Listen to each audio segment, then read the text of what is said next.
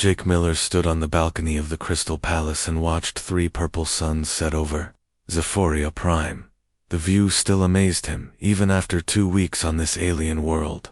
The Grand Conclave happened only once every 10 years, and Jake felt lucky to represent Earth at such an important event. He wore his best diplomatic uniform, but still felt small compared to the giants who ruled this part of the galaxy. The Valdorian Empire controlled over 50 star systems, and their capital world showed their power. Crystal spires reached into the sky like frozen lightning. Flying vehicles moved between the towers in perfect patterns. Everything looked clean and organized in ways that made Earth's cities seem messy by comparison. Jake had studied Valdorian culture for years, but being here felt different. The air smelled like flowers he could not name. The gravity was lighter than Earth normal, which made him feel like he might float away. Most of all, the people here were huge. Even the shortest Valdorians stood 7 feet tall, with 4 arms and skin that changed colors based on their moods. Tonight was the formal reception, where all the species would meet together. Jake checked his translation device one more time and headed toward the Great Hall. The corridors were filled with beings from across the galaxy. He saw the tall, thin hegemony delegates with their pale skin and black eyes. The rock-like Crystarchs moved slowly, but their minds worked faster than computers. Small furry creatures from the outer rim systems chattered in high voices, while their larger companions translated out the Great Hall. Took Jake's breath away. The ceiling showed a real-time view of space above the planet. Floating platforms held food from dozens of worlds.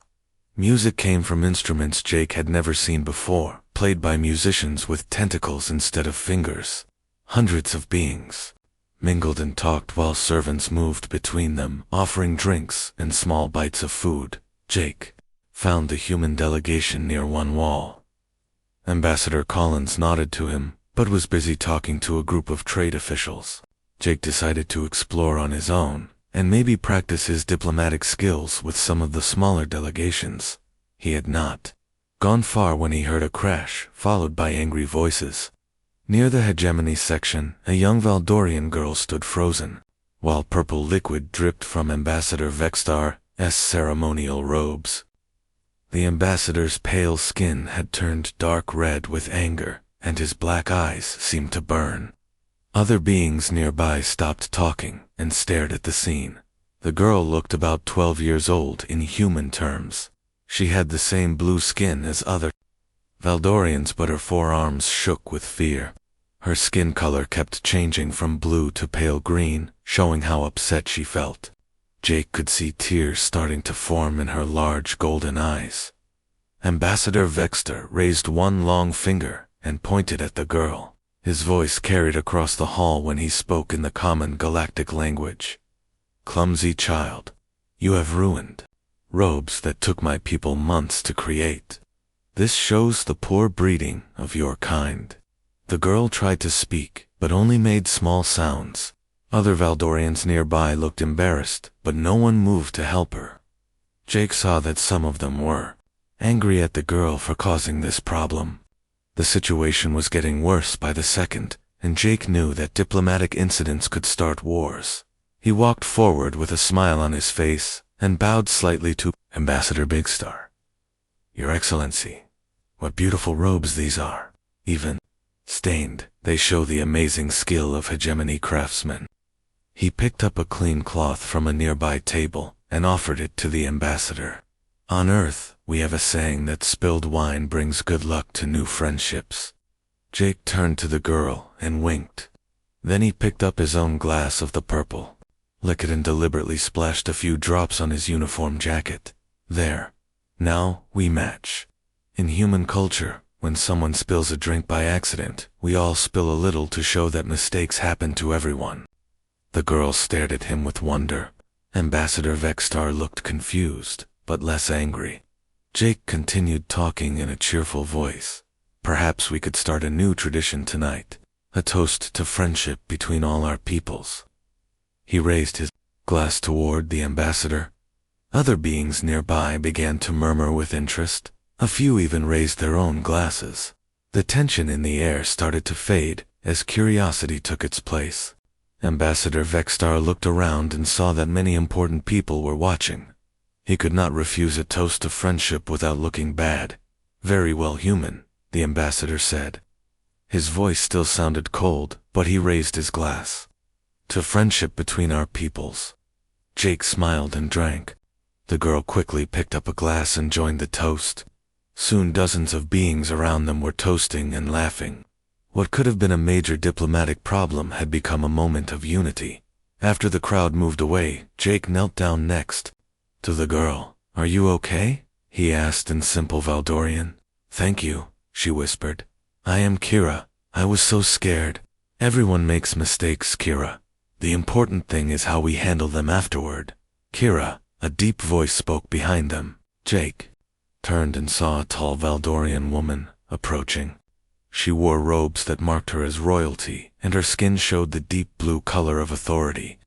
4 guards followed her, but stayed back a respectful distance.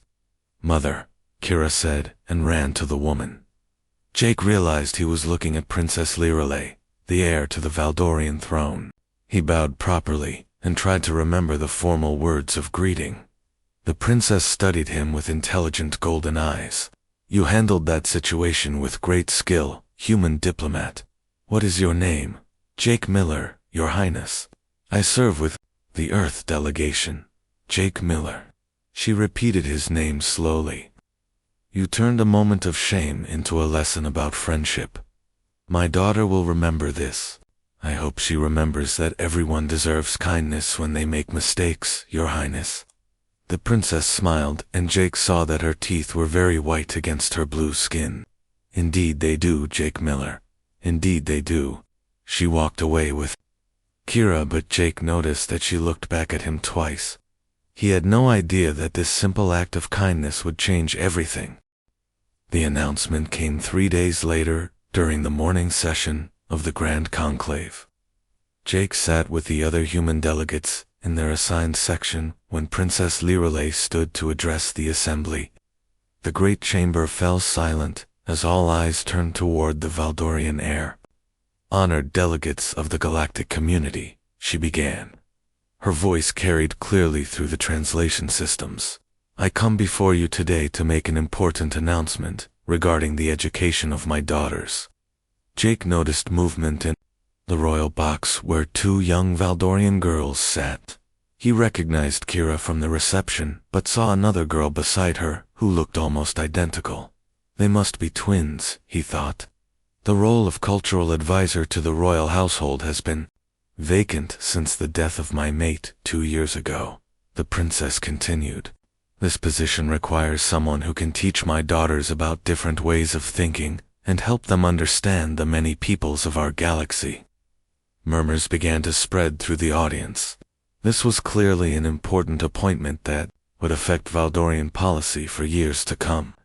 Jake expected her to name some famous Valdorian scholar, or perhaps a respected diplomat from one of the major species.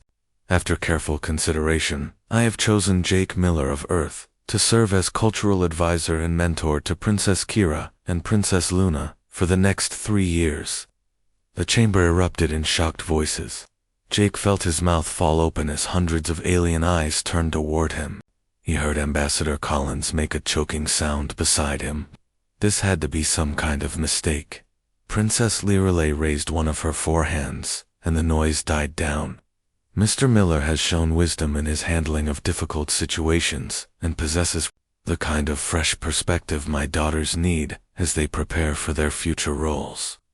General Korath rose from his seat in the military section. The old Valdorian warrior had scars across his face and arms that spoke of many battles. His skin showed the dark red color of anger. "Your Highness, this is highly irregular. The cultural advisor has always been chosen from among our own people, or at least from one of the established species. Humans have been part of the galactic community for less than 50 years. Which is exactly why their perspective will be valuable, General," the princess replied calmly. "My daughters will rule in a galaxy that changes every day. They need to understand how newer species think and what they can contribute.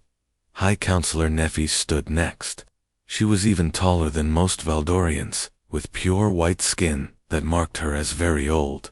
Your Highness, with respect, the royal daughters require instruction in matters of state security, trade negotiations, and military strategy. What can a human possibly teach them about ruling an empire? Jake felt heat rise in his cheeks. The way she said human made it sound like something unpleasant. Around the chamber he could see other delegates nodding in agreement with her words. Ambassador Vexstar rose slowly. I agree with the High Counselor. While Mr. Miller showed courtesy at the reception, courtesy alone does not qualify someone to advise future rulers.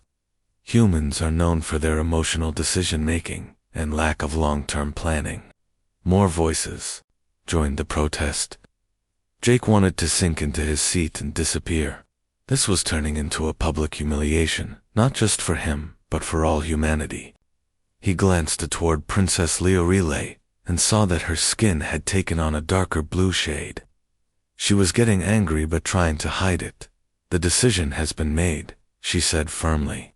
Mr. Miller will begin his duties tomorrow morning.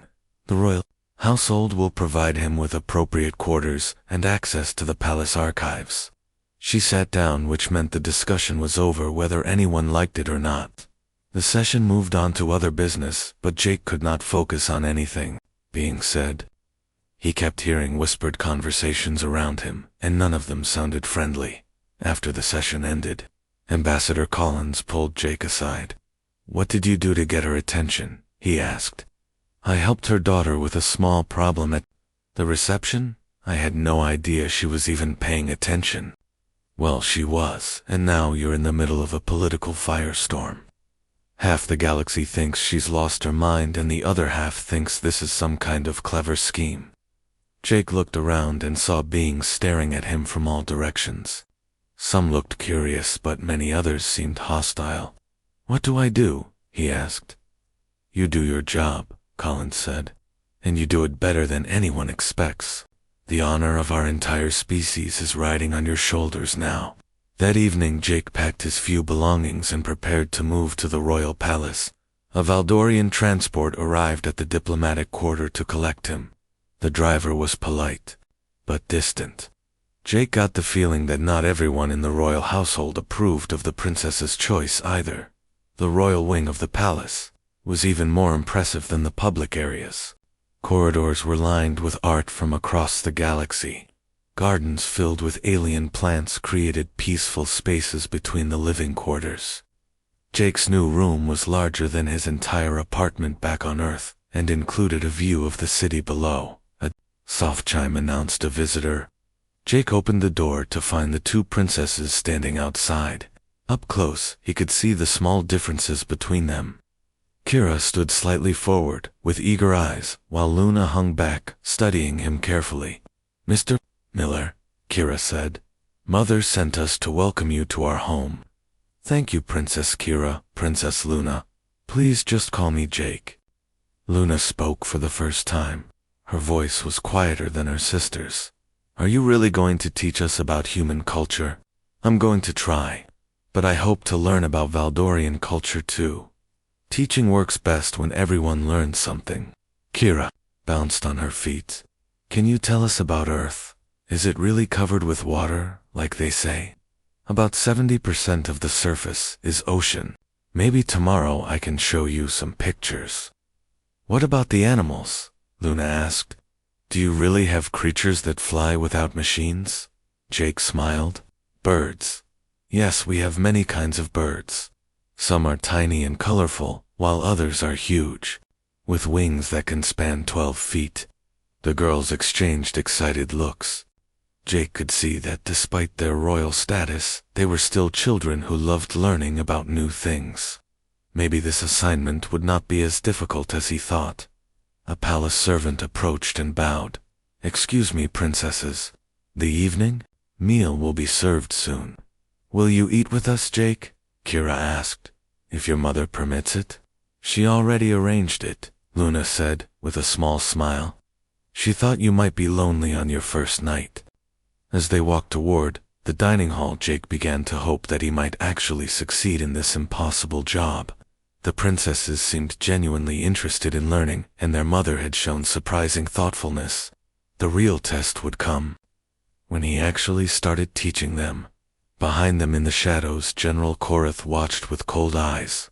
The human had no idea what forces were already moving against him.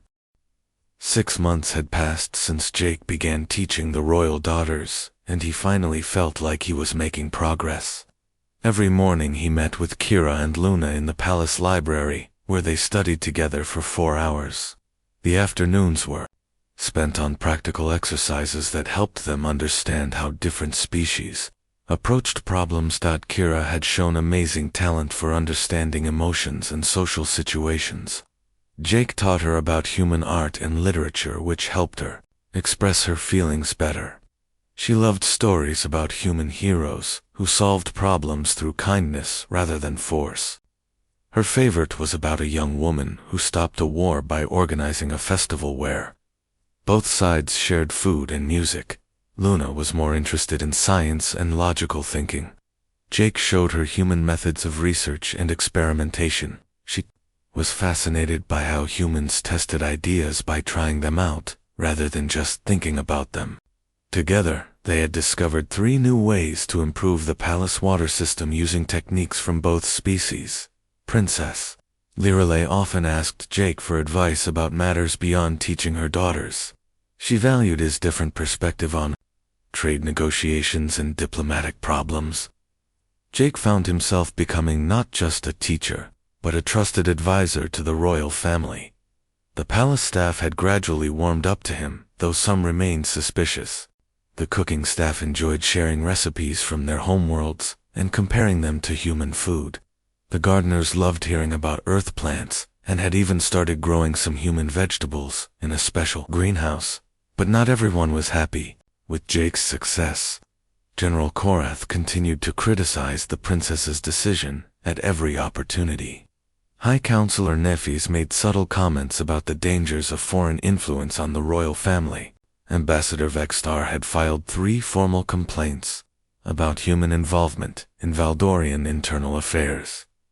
The crisis came during Valdorian Independence Day. The celebration honored the day their ancestors first achieved spaceflight and began building their empire. Thousands of citizens gathered in the capital square, while the royal family appeared on the palace balcony to address them. Jake stood with other advisors behind the royal family as Princess Lirelei gave her speech. Kira and Luna wore their formal, ceremonial robes and looked very grown up. The crowd cheered at appropriate moments, and everything seemed to be going perfectly. Then Jake noticed movement in one of the tall buildings across the square. Sunlight glinted off something metal in a window on the 15th floor. His training as a diplomat had included basic security awareness, and every instinct told him something was wrong. "Gun!" he shouted and threw himself toward Luna just as a bright beam of energy lanced across the square. The plasma blast, meant for the young princess, hit Jake in the chest instead. The impact threw him backward, and pain exploded through his body.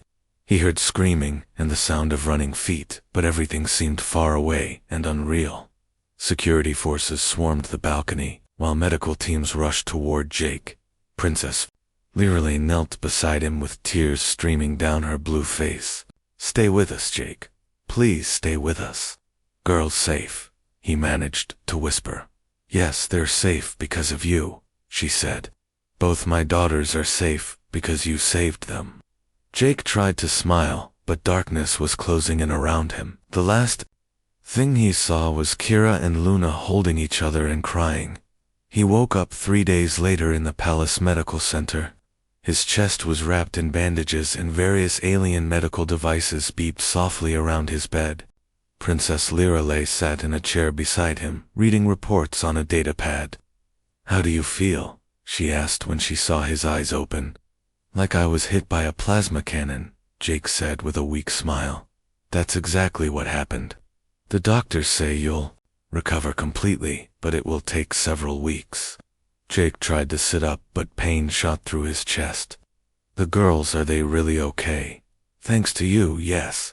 If you hadn't pushed Luna out of the way, that blast would have killed her instantly. Did you catch the assassins? Princess Lirelay's expression grew dark. Security forces raided the building, but the shooters were gone. However, they left behind some very interesting evidence. She showed him images on her datapad. The weapons were of Earth manufacture. Documents were found suggesting you were part of the plot. Someone went to great trouble to make this look like human treachery. Jake felt sick, but not from his injuries. Do people believe it? Some do. There have been protests demanding your immediate deportation. Others point out that you nearly died saving my daughter, which hardly seems like the action of a conspirator. What happens now? Now we find out who really tried to kill my family, and why they wanted to frame you for it. The door opened and Kira and Luna rushed in. They both looked tired and worried, but their faces lit up when they saw Jake was awake. We were so scared, Kira said. The doctors wouldn't tell us if you were going to be okay. It takes more than a plasma blast to stop a human, Jake said, trying to sound cheerful. Luna sat on the edge of his bed. We've been investigating the attack. We found some things the security forces missed. You what? Princess Lirelay said sharply. We used the techniques Jake taught us about human detective work, Kira explained. We know we're not supposed to, but we wanted to help. Luna pulled out a small data crystal. We found this hidden in the ventilation system of the building where the shots came from. The security scan missed it because it was shielded. Princess Lirelay took the crystal with one of her 4 hands. What's on it? Payment records, Luna said proudly. Someone paid the assassins a lot of money to make this look like human treachery. The payments came from an account registered to a shell company.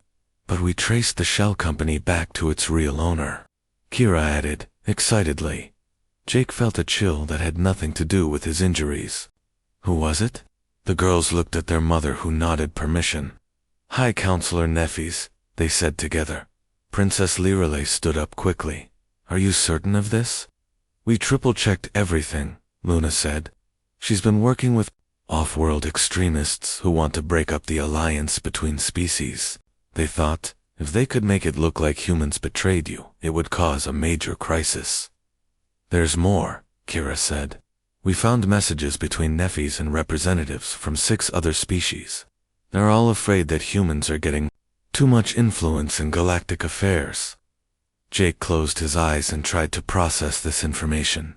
The attack on the royal family was just part of a much larger plot to isolate humanity and destroy the growing cooperation between species. What are you going to do? He asked Princess Lirelay.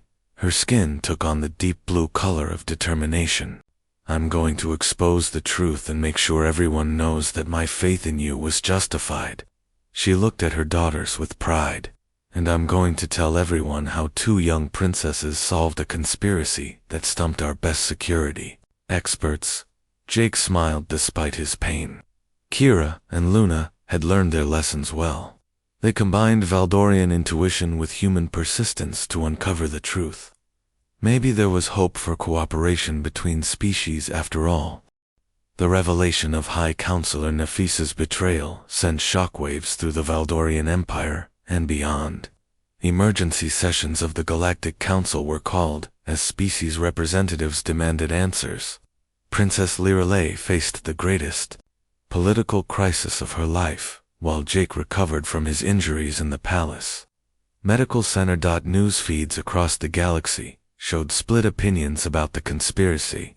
Some species praised the investigation that exposed the plot, while others questioned whether the evidence was real. A few extremist groups claimed the whole thing was staged to make humans look like victims instead of threats. General Korath visited Jake during his 2nd week of recovery. The old warrior looked uncomfortable as he stood beside the medical bed. His skin showed colors that Jake had learned meant shame and regret. I owe you an apology, human, Korath said in his deep voice. I believed you were a threat to our people, when in fact you risked your life to save the royal family. You were trying to protect your species, General. I understand that. No, you don't understand. I let my prejudice blind me to your true character. When I saw you push the princess out of the way of that plasma blast, I realized that courage has no species. Jake tried to sit up straighter. What's happening with the investigation? Neffes has been arrested along with 12 co-conspirators. Evidence shows she was working with extremist groups from 6 different species. They all feared that human influence would change the balance of power in the galaxy. Are people starting to believe the truth? Korath's expression grew troubled. Some are, but others still have doubts. There will be a formal inquiry by the Galactic Council. You and the princesses will need to testify about what you discovered. The girls shouldn't have to deal with this political mess. They're royal daughters, Jake. Politics is part of their life, whether we like it or not. Besides, they're the ones who solved the mystery when our best investigators failed. After Korath left, Princess Lirelei arrived with more disturbing news. She looked tired and stressed with her skin, showing the pale colors of worry. 3 more species have called for your removal from the palace, she told Jake. They claim your presence is too controversial and threatens galactic stability. Maybe they're right. I never wanted to cause all this trouble. Princess Lirelei's skin flashed bright blue with anger. You caused nothing, Jake Miller. Narrow-minded fools. Who can't accept change caused this trouble. You've done exactly what I hoped you would do. Which was what? You've shown my daughters and everyone else that cooperation between species is possible. Kira has learned to combine Valdorian intuition with human empathy. Luna has discovered that human scientific methods can improve Valdorian technology. They're better prepared for the future because of what you taught them. Jake felt warmth spread through his chest that had nothing to do with the medical equipment. Thank you for believing in me when nobody else would. I'm not done believing in you yet. When you're well enough, I want you to address the Galactic Council inquiry. Tell them exactly why species cooperation matters. I'm not a politician, Your Highness. I'm just a teacher. Sometimes teachers change the galaxy more than politicians do. 2 days later, Jake was released from the medical center with strict orders to rest and avoid strenuous activity. Kira and Luna immediately appointed themselves as his personal assistants and followed him everywhere to make sure he didn't overdo things. You don't have to babysit me, Jake told them as they walked slowly through the palace gardens. We're not babysitting, Kira said. We're making sure our favorite teacher stays healthy. Besides, we like spending time with you, Luna added. You listen to our ideas and treat them seriously.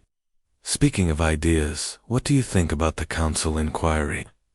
The girls exchanged glances. We think you should tell them about the water system project, Luna said. In the cultural exchange program we designed for the palace school, Kira added. Jake had forgotten about those projects. In all the excitement about the assassination attempt, he had not thought about the positive changes they had accomplished together. Those are small things compared to galactic politics. No, they're not, Luna said firmly. They prove that cooperation works. When we combined human and Valdorian methods, we achieved things neither species could do alone. The water system improvements will save millions of gallons per year, Kira pointed out. The cultural exchange program has already helped prevent 3 disputes between palace staff from different worlds. Jake realized the girls were right. Real change happened through small, practical improvements, not grand political gestures. Maybe that was the message the galaxy needed to hear. The day of the inquiry arrived faster than Jake expected. The great chamber of the Galactic Council was filled with representatives from dozens of species. Media crews from across the galaxy recorded everything while security forces kept order among the crowds of protesters outside. Jake sat at the witness table with Princess Lirelei beside him. Kira and Luna were in the Royal Observers section, looking nervous but determined. The Chief Justice of the Council was an ancient being from the Christarch Federation, whose rock-like body had been carved with symbols of wisdom and impartiality. This inquiry will determine whether the appointment of human Jake Miller as cultural advisor to the Valdorian royal family threatens galactic stability. The Chief Justice announced, "We will hear testimony from all parties and examine evidence of the recent conspiracy." The first witnesses were security experts who explained how the assassination plot was discovered. They praised the investigative work done by the royal daughters and confirmed that High Counselor Nefes had been working with extremist groups. Then came the political opponents. Ambassador Vexstar testified that human involvement in Valdorian affairs set a dangerous precedent. Other representatives argued that newer species, like humanity, lacked the experience needed for important diplomatic roles. Finally, it was Jake's turn to speak. He stood slowly, still feeling pain from his injuries, and looked out at the assembled delegates. Hundreds of alien faces stared back at him, representing civilizations that had existed for thousands of years. "Honored representatives," he began. "6 months ago I was chosen for a job I never expected. Many of you believed then, and still believe now, that I was the wrong choice. I want to tell you what I've learned during my time with the royal family." He took a breath and continued, "I learned that Princess Kira has a gift for understanding how different beings feel and think. When we combined her Valdorian intuition with human approaches to conflict resolution, she became able to prevent disputes before they started." Jake turned toward Luna in the observer section. "I learned that Princess Luna has a brilliant scientific mind. When we combined her Valdorian knowledge with human experimental methods, she discovered improvements to technology that benefited everyone in the palace." He faced the delegates again. "But most importantly, I learned that cooperation between species doesn't threaten anyone. It makes us all stronger. The assassination attempt happened because some beings feared that success. They were wrong to fear it, and they were wrong to try to stop it through violence." Jake's voice grew stronger as he spoke. "The future belongs to species that work together, not those that stand apart. Princess Lirelei chose me not because I was human, but because I could help her daughters prepare for that future. I hope I've proven her faith was justified." He sat down to complete silence. Then slowly, Princess Lirelei began to clap. Kira and Luna joined her, followed by other members of the Valdorian delegation. The applause spread through the chamber as more and more delegates stood to show their support. The Chief Justice called for order. "This inquiry will reassess while the council deliberates. We will announce our decision tomorrow." As Jake left the chamber, he saw General Korath waiting by the door. The old warrior extended one of his forehands in the human gesture of handshaking that Jake had taught him. "Well-spoken, human," Korath said. "Well spoken indeed." The Galactic Council's decision came the next morning.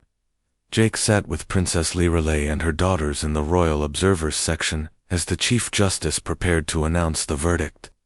The Great Chamber was packed with delegates and media representatives from across the galaxy. After careful consideration of all testimony and evidence, the Chief Justice began. "This council finds that the appointment of human Jake Miller as cultural advisor poses no threat to galactic stability. Furthermore, we commend the investigation that exposed a dangerous conspiracy against interspecies cooperation."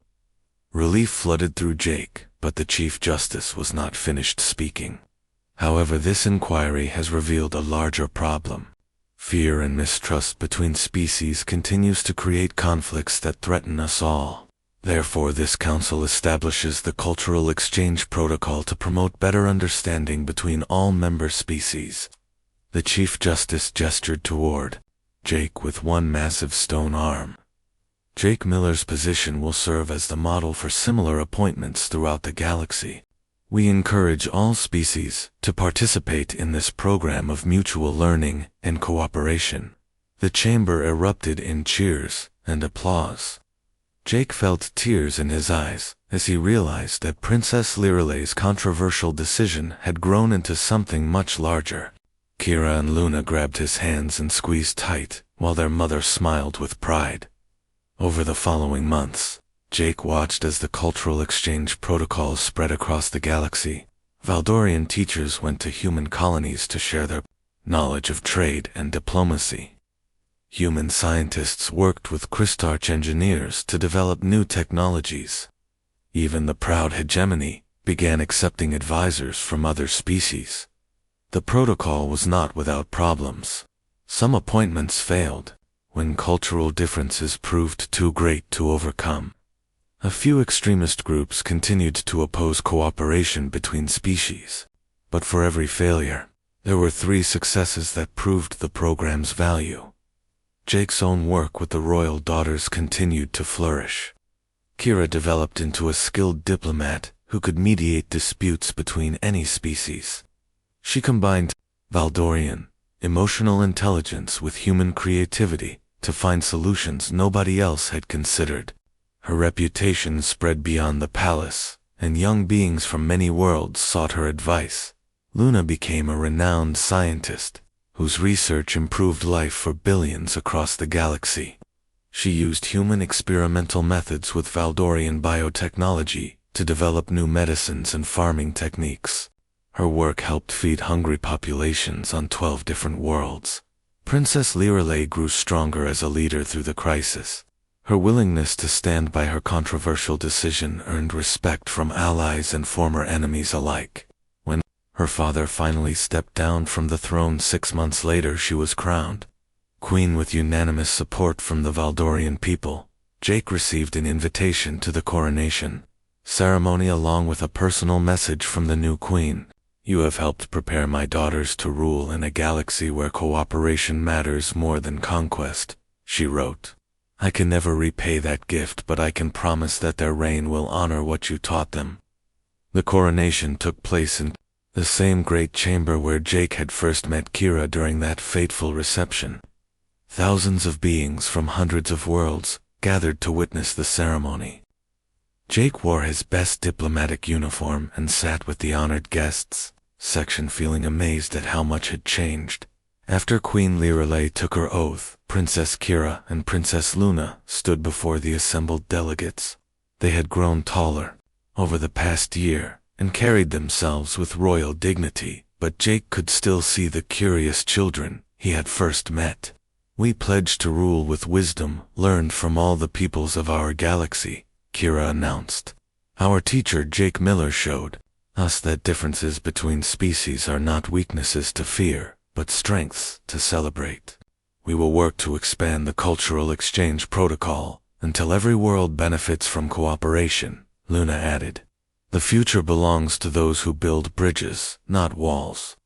The ceremony concluded with a reception where Jake found himself surrounded by beings wanting to meet the human who had started it all. He spoke with trade ministers, who praised the economic benefits of species cooperation. Military leaders discussed how shared technology made everyone safer.